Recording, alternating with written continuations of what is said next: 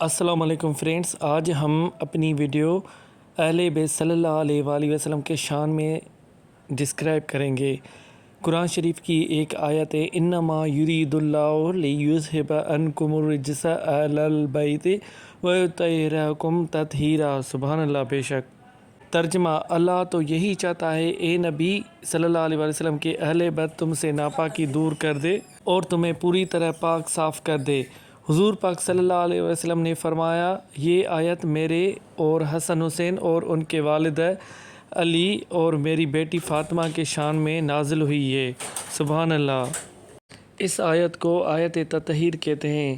سبحان اللہ۔ قرآن مجید کی روشنی میں پنجتن پاک کی شان نہایت بلند اور عظیم ہے۔ پنجتن پاک سے مراد حضرت محمد صلی اللہ علیہ وآلہ وسلم، حضرت امام حسن، حضرت امام حسین، حضرت بی بی فاطمہ الزہرا صلی اللہ علیہ وسلم اور حضرت ابن علی رضی اللہ ہیں۔ سبحان اللہ۔ جب حق کے اظہار کا وقت آیا تو پرافیٹ محمد صلی اللہ علیہ وسلم اپنے ساتھ اپنے اہل بیت کو لے کر تشریف لائے، جس سے ان کے مقام و مرتبہ کا پتہ چلا۔ اس آیت کو آیت مباہلہ کہتے ہیں۔ قرآن مجید میں اہل بیت سے محبت اور قربت کا درس دیا گیا ہے۔ ان سے محبت ایمان اور ادب کی علامت ہے۔ پنجتن پاک کی زندگیاں صبر، عدل، سخاوت، عبادت اور حق پر قائم رہنے کو بہترین مثال ہے۔ پنجتن پاک وہ مقدس ہستیاں ہیں جنہیں اللہ تعالیٰ نے حضرت عزت پاکیزگی اور امت کے لیے نمونہ بنایا۔ ان کی محبت دلوں کا نور اور ان کے تعلیمات کامیابی کا راستہ ہے۔ سبحان اللہ۔ اگر اللہ تعالیٰ کے خوف سے آنکھوں سے مکھی کے سر کے برابر بھی آنسو نکلے اور وہ پھر رخسار تک پہنچے تو اللہ تعالیٰ اسے دوزخ پر حرام کر دیتے ہیں۔ سبحان اللہ۔ اللہ پاک کے یاد میں آنکھ سے آنسو نکلنا دل کی نرمی، ایمان کی بیداری اور روح کی عاجزی کی علامت سمجھا جاتا ہے۔ جب بندہ اپنے رب کی عظمت، اپنی کمزوری، گناہوں، نعمتوں اور آخرت کو یاد کرتا ہے تو دل متاثر ہوتا ہے اور بعض اوقات آنکھوں سے آنسو جاری ہو جاتے ہیں۔ یہ کیفیت ریاکاری نہیں بلکہ اخلاص کے ساتھ ہو تو بہت قیمتی روحانی حالت ہے۔ سبحان اللہ۔ اللہ کی یاد میں آنسو کیوں آتے ہیں؟ دل پر کوئی بات اثر کر دے، اپنے گناہوں پر ندامت کرے، اللہ کی محبت سے مالا مال ہو جائے اور آخرت کا خوف اور امید ظاہر ہو جائے۔ یہ چیزیں آنکھوں میں دل میں نرمی، آنکھوں میں آنسو دلاتی ہے۔ جب انسان قرآن سنتا ہے، دعا کرتا ہے یا اللہ کی رحمت و قدرت پر غور کرتا ہے تو دل نرم پڑتا ہے۔ اپنی غلطیوں کو یاد کر کے بندہ شرمندہ ہوتا ہے تو توبہ کی کیفیت میں آنسو آتے ہیں۔ جب بندہ محسوس کرے کہ اللہ نے بے شمار نعمتیں دی ہیں، حفاظت کے لیے رزق دیا ہے تو محبت اور شکر کے آنسو آ سکتے ہیں۔ سبحان اللہ۔ دوسری کئی جگہوں پر نماز کے بارے میں بتایا گیا ہے۔ نماز گناہوں سے نجات کا طریقہ ہے۔ حضرت عثمان رضی اللہ تعالیٰ عنہ سے روایت ہے کہ رسول اللہ صلی اللہ علیہ وسلم نے ارشاد فرمایا، جو مسلمان آدمی فرض نماز کا وقت اپنے پر اچھی طرح وضو کر کے بھرپور خشوع و خضوع اور اچھے رکوع و سجود کے ساتھ نماز ادا کرے تو وہ نماز اس کے واسطے پچھلے گناہوں کا کفارہ بن جائے گی، جب تک کہ وہ کسی کبیرہ گناہ کا مرتکب نہ ہوا ہو، اور اس نماز کی برکت اس کو ہمیشہ ہمیشہ حاصل ہوتی رہے گی۔ سبحان اللہ۔ نماز کی اہمیت دین کا ستون اور کامیابی کا راستہ ہے۔ نماز اسلام کا دوسرا اہم رکن ہے اور مومن کا معراج ہے۔ نماز انسان کو برائیوں سے روکتی ہے، دل کو سکون دیتی ہے اور اللہ تعالیٰ کے قریب کرتی ہے۔ سبحان اللہ۔ جو شخص پابندی سے نماز ادا کرتا ہے ان کی زندگی میں برکت، سکون اور کامیابی آتی ہے۔ نماز دین اور آخرت دونوں میں کامیابی کا ذریعہ ہے۔ مگر ہم کیا کرتے ہیں؟ نماز کے بجائے ہم دوسروں باتوں کو اور دوسری لائف کی نداموں کو زیادہ ترجیح دیتے ہیں۔ یہ نہیں سمجھتے ہیں کہ یہی نماز ہے جو ہمیں دنیا میں بھی کامیابی دیتی ہے اور آخرت میں بھی کامیابی دلاتی ہے۔ سبحان اللہ۔ حضرت علی صلی اللہ علیہ وسلم فرماتے ہیں اپنے دن کا آغاز صدقے دینے سے شروع کرو، اس دن تمہاری کوئی دعا رد نہیں ہوگی۔ سبحان اللہ۔ ہمیشہ یاد رکھیں جب بھی آپ صبح اٹھیں تو اپنا جسم کا، اپنے جان مال کا صدقہ کریں، کیونکہ اسی سے ہی آپ کی دعائیں قبول ہو جاتی ہیں اور آپ کے اوپر جو مصیبتیں ہوتی ہیں وہ ٹل جاتی ہیں۔ سبحان اللہ۔ ہمیشہ یاد رکھیں دور ایسا چل رہا ہے، مصیبتیں، مشکلات، تنگی، بازبتی اور وہ ہر چیز میں انسان مبتلا ہوتا ہے۔ اگر آپ یہ صدقہ دینا اسٹارٹ کریں گے تو آپ کے پیچھے جو مصیبتیں، بلائیں ہوتی ہیں وہ دور ہو جاتی ہیں اپنے اللہ کے کرم اور فضل سے۔ ہمیشہ یاد رکھیں کہ صدقہ وہ چیز ہے جو آپ کے سارے دعا گناہوں کو دور کرتی ہیں، اور آپ کی جو دعا نکلتی ہے دل سے وہ کبھی دعا رد نہیں ہوتی۔ اور اچھی بات بتانا بھی صدقہ ہوتا ہے۔ ہمیشہ یاد رکھیں کوئی بھی آپ کو ایسی چیز پتہ چلے کہ دوسروں تک ضرور پہنچائے تاکہ ان کا بھی بھلا ہو جائے اور آپ کا بھی بھلا ہو جائے۔ ہمیشہ یاد رکھیں کہ صدقہ نہ صرف مصیبتوں اور مشکلاتوں کو دور کرتا ہے بلکہ بہت ساری بیماریوں کو بھی دور کر دیتا ہے۔ سبحان اللہ۔ قرآن پاک میں نماز کے بارے میں بہت جگہوں پر ذکر کیا گیا ہے۔ نماز اسلام کا نہایت عظیم رکن ہے اور بندے کا اپنے رب سے سب سے خوبصورت تعلق بناتی ہے۔ نماز وہ عبادت ہے جس کے ذریعے انسان دن میں 5 مرتبہ اللہ تعالیٰ کے حضور میں حاضر ہوتا ہے، اپنی عاجزی ظاہر کرتا ہے، دعا کرتا ہے، اے میرے اللہ مجھے ہر تکلیف، ہر پریشانی، ہر مصیبت دور فرما، اور اپنے دل کو سکون بخشتا ہے۔ نماز مومن کا معراج ہے کیونکہ اس میں بندہ دنیا کی فکر چھوڑ کر اپنے خالق سے راز و نیاز کرتا ہے۔ جو چیزیں ہم کسی اور کے سامنے پیش نہیں کرتے وہ اپنے رب سے تعلق جوڑ کر چھپ کر کرتا ہے، دل کی باتیں پیش کرتا ہے، اپنے دکھ کا بیان کرتا ہے۔ سبحان اللہ۔ نماز انسان کو برائیوں سے، بے حیائی اور گناہوں سے روکتی ہے۔ جو شخص پابندی سے 5 وقت نماز ادا کرتا ہے اس کے اخلاق بہتر ہوتے ہیں، دل نرم ہوتا ہے، صبر پیدا کرتا ہے، اخلاق کی زندگی گزارتا ہے اور زندگی میں نظم و ضبط آتا ہے۔ نماز صرف جسمانی عبادت نہیں بلکہ روحانی طاقت بھی ہے جو انسان کو مشکلات میں ہمت دیتی ہے اور غموں میں تسلی عطا کرتی ہے۔ سبحان اللہ۔ نماز کی توفیق۔ ایک خوبصورت واقعہ۔ ایک کنیز آدھی رات کو کھڑی دعا مانگ رہی تھی، اے اللہ اس محبت کے صدقے جو تجھ کو مجھ سے ہے میری دعا قبول کر لے اور میرے گناہ معاف فرما دے۔ جب کنیز کے مالک کی آنکھ کھلی تو کہنے لگا تو کیسے یہ دعویٰ کر رہی ہے کہ اللہ تجھ سے محبت کرتا ہے؟ اس نے کہا اگر اللہ مجھ سے محبت نہ کرتا تو مجھے نماز کی توفیق نہ دیتا اور میں بھی تیری طرح سو رہی ہوتی۔ سبحان اللہ۔ اس واقعے سے یہ پتہ چلتا ہے کہ جس بندے سے رب محبت کرتا ہے اسے اپنے در پہ بار بار بلاتا ہے۔ سبحان اللہ۔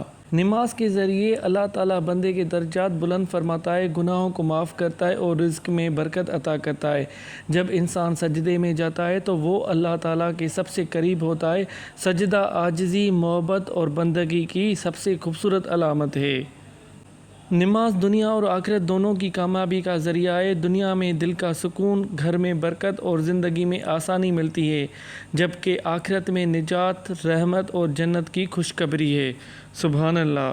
شخص 5 وقت نماز کو اپنا معمول بنا لیتا ہے اس کی زندگی سنور جاتی ہے، دل روشن ہو جاتا ہے اور اللہ تعالیٰ کی رحمت اس کی شامل ہو جاتی ہے۔ سبحان اللہ۔ میرے پیارے دوستو، آؤ آج مل کر یہ وعدہ کرتے ہیں کہ ہم اب 5 وقت نماز کی پابندی کریں گے، ایک بھی نماز نہیں چھوڑیں گے، کیونکہ یہی نماز ہوتی ہے جو ہمیں دنیا میں بھی بھلائی عطا فرماتی ہے اور آخرت میں بھی بھلائی عطا فرماتی ہے۔ سبحان اللہ۔ ہمیشہ یاد رکھیں یہی چیزیں دل کو سکون کے ساتھ کامیابی بھی عطا کرتی ہے۔ سبحان اللہ۔ قرآن شریف کی ایک صورت ہے جس کو صورت واقعہ کہا جاتا ہے، جو رزق کی تنگی دور مالی حالات ٹھیک کرنے کے لیے پڑھی جاتی ہے۔ اگر آپ مالی حالات کی وجہ سے پریشان ہیں یا رزق کی تنگی سے پریشان ہیں، 21 دن تک بعد نماز عصر اول آخر 3 مرتبہ درود شریف اور ایک بار صورت واقعہ کی تلاوت کرنا شروع کر دیں تو آپ دیکھیں گے کچھ دن ہی انشاءاللہ حالات بہتر ہو جائیں گے۔ ہمیشہ یاد رکھیں صورت واقعہ وہ اس صورت ہے قرآن شریف کی جو رزق کی تنگی کو دور کرتی ہے۔ ہم تو کوشش کرتے ہیں کہ عشاء کے بعد یہ نماز صورت واقعہ ڈیلی پڑھتے ہیں، مگر جب کسی کے پاس تنگی آ جائے تو وہ 21 دن تک مغرب کے بعد نماز عصر یا مغرب کے بعد 3 مرتبہ آگے پیچھے درود پڑھ کر یہ پڑھے گا۔ انشاءاللہ یہ تنگی اور پریشانی ختم ہو جائے گی اور مالی مدد ملے گی، زندگی بھر خیر و برکت۔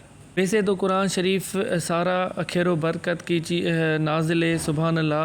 جو شخص اسم یا رضا کو ہر نماز کے بعد اول آخر 7 مرتبہ درود پاک کے ساتھ 3 تسبیح پڑھنے کا معمول بنا لے گا، انشاءاللہ زندگی بھرپور اس کے مال میں خیرات میں برکت رہے گی اور رزق میں کشادگی ہوگی، سبحان اللہ۔ جو دل اللہ کے ذکر سے معمول ہوتی ہے اس کی زندگی اور آخرت دونوں میں کامیابی حاصل ہوتی ہے، اور جو شخص اللہ کا ذکر نہیں کرتا وہ اس کا سارا دن تنگی اور پریشانی میں گزرتا ہے۔ نبی کریم صلی اللہ علیہ وسلم نے فرمایا، جو شخص رات کو بیدار ہو کر یہ دعا پڑھے، لا الہ الا اللہ وحدہ لا شریک لہ لہ الملک و لہ الحمد وہو علی کل شیء قدیر، الحمدللہ، سبحان اللہ، ولا الہ الا اللہ، واللہ اکبر، ولا حول ولا قوت الا باللہ العلی العظیم۔ ترجمہ: اللہ کے سوا کوئی معبود نہیں، وہ اکیلا ہے، اس کا کوئی شریک نہیں، ملک اسی کے لیے ہے اور تمام تعریفیں بھی اسی کے لیے ہیں، وہ ہر چیز پر قادر ہے، تمام تعریفیں اللہ ہی کے لیے ہیں۔ اللہ کی ذات پاک ہے، اللہ تعالیٰ کے سوا کوئی معبود نہیں، اللہ سب سے بڑا ہے۔ اللہ کی مدد کے بغیر نہ کسی کو گناہوں سے بچنے کی طاقت ہے، نہ نیکی کرنے کی ہمت۔ پھر اس کے بعد یہ پڑھیے، اللہ مغفر لی، اے اللہ میری مغفرت فرما، یا یہ کہہ کے کوئی دعا کرے تو اس کی دعا قبول ہوتی ہے۔ پھر اگر اس نے وضو کیا اور نماز پڑھی تو نماز بھی قبول ہوتی ہے، سبحان اللہ۔ ہمیشہ یاد رکھیں، نماز پڑھ کر 5 منٹ بیٹھ کر اللہ تعالیٰ کی بارگاہ الہی میں اپنے ہاتھ اٹھا کر دل سے دعا کریں۔ جو آپ کے دل میں، تن میں، من میں دعا کے الفاظ آتے ہیں وہ اللہ کے سامنے پیش کریں۔ اللہ اتنا رحمان و رحیم ہے، وہ آپ کی ساری دعا، ہماری ساری دعا قبول فرمائے گا انشاءاللہ۔ یہ ایک اور حدیث بتائی گئی ہے، جب رمضان کا مہینہ آتا ہے اس کے پہلے عشر میں اگر انسان کوئی بیٹھ کر رمضان کے پہلے شب رات رمضان کا چاند نظر آ جائے، مغرب کی نماز کے بعد 21 مرتبہ سورۃ قدر پڑھے، انشاءاللہ پورا سال آپ کی طرف رزق اس طرح سے آئے گا جیسے کہ گہرائی کی نماز طرف پانی، سبحان اللہ۔ بے شک رمضان کے مہینے کی تو اپنی اہمیت ہوتی ہے، اگر آپ اس کو عام دنوں میں بھی پڑھیں گے، اِنَّا أَنزَلْنَاهُ فِي لَيْلَةِ الْقَدْرِ وَمَا أَدْرَاكَ مَا لَيْلَةُ الْقَدْرِ، انشاءاللہ اللہ آپ کی ہر تکلیف اور جائز تمنا پوری کرے گا اور آپ کے رزق کا بندوبست آسانی سے ہو جائے گا۔ انشاءاللہ آپ دل سے یہ دعا کریں، آپ کی ہر دعا تمنا پوری ہو جائے گی۔ مولا علی علیہ السلام فرماتے ہیں، دوست کا امتحان مصیبت میں ہوتا ہے۔ بے شک اگر کوئی آپ کے پاس مصیبت آ جائے کہ آپ اپنے دوست سے مدد مانگو، وہ آپ کو پتہ چل جائے کہ یہ آپ کا دوست امتحان میں کامیاب ہوتا ہے یا نہیں ہوتا۔ بیوی کا امتحان غربت میں، اگر آپ فقیری کی حالت میں آپ کو بیوی آپ کے ساتھ رہتی ہے، آپ کو چھوڑ کر نہیں جاتی ہے، تو اس کا مطلب یہ ہوا کہ بیوی اس امتحان میں پاس ہو گئی۔ مومن کا امتحان غصے میں، اگر مومن اپنے غصے کو قابو کرتا ہے تو اس کا پتہ چل جاتا ہے کہ اس کا مومن ہے یا نہیں ہے۔ آنکھ کا امتحان بازار میں، آپ نے دیکھا ہوگا آنکھ کھلی بازار میں بہت سارے عورتیں، ہر بندہ وہاں پر پھرتا رہے گا، اگر آنکھ آپ کی نیچے ہوگی اور آپ کو پتہ چل جائے گا کہ یہ آدمی صحیح یا نہیں ہے۔ زبان کا امتحان محفل میں، اگر آپ محفل میں بیٹھے ہوں، آپ کی زبان ایسے ہی جاری ہے، کسی کو برے الفاظ کہتی ہے تو اس کا پتہ چل جائے گا۔ دل کا امتحان عشق میں، ہاتھ کا امتحان کھانا کھانے میں، اور انسان کا امتحان قبر میں ہوتا ہے، سبحان اللہ۔ یہ ساری چیزیں ہمارے زندگی سے تعلق رکھتی ہیں۔ رسول خدا صلی اللہ علیہ وسلم نے فرمایا، اگر تم میرے بعد دیکھو کہ اکیلے علی ایک راستے پر چل رہے ہیں، میں اور تمام اولاد آدم ان کو چھوڑ کر کسی دوسرے راستے پر چل رہے ہیں تو تم میرے یہ وصیت یاد رکھنا کہ تم تمام اہل اولاد آدم کو چھوڑ کر دینا مگر علی کا ساتھ نہ چھوڑنا، کیونکہ علی علیہ السلام کبھی تمہیں گمراہ نہیں ہونے دیں گے۔ سبحان اللہ۔ اس حدیث مبارک سے یہ پتہ چلتا ہے کہ اگر ساری دنیا اور تمام اولاد آدم علی کو چھوڑ کر دوسری طرف چلی جائیں، آپ کو چاہیے کہ میری یہ وصیت یاد رکھنا کہ آپ علی کا ساتھ دینا۔ بے شک علی آپ کو کبھی گمراہ نہیں کرے گا۔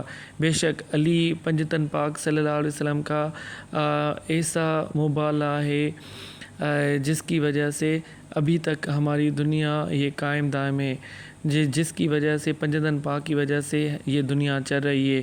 اگر پنجتن پاک نہیں ہوتے تو دنیا بھی نہیں ہوتی۔ حضرت حلیمہ نے فرمایا، میں نے گھر میں کبھی چراغ نہیں جلایا۔ کسی نے پوچھا کیا وجہ ہے؟ انہوں نے فرمایا، محمد صلی اللہ علیہ وسلم کے ہوتے ہوئے کسی چراغ کی کیا ضرورت؟ بے شک نبی کریم صلی اللہ علیہ وسلم کے آنے سے جو بت تھے وہ گر گئے، دنیا روشن ہو گئی، چاند نے اتنی روشن دیگی غیبی کرشمہ ہو گیا اور بہت سارے ہوائیں چلنے لگی، ایسا لگ رہا تھا کہ کوئی جنت کا شہزادہ یہاں پر تشریف لے آیا ہو۔ سبحان اللہ۔ اللہم صلی اللہ سیدنا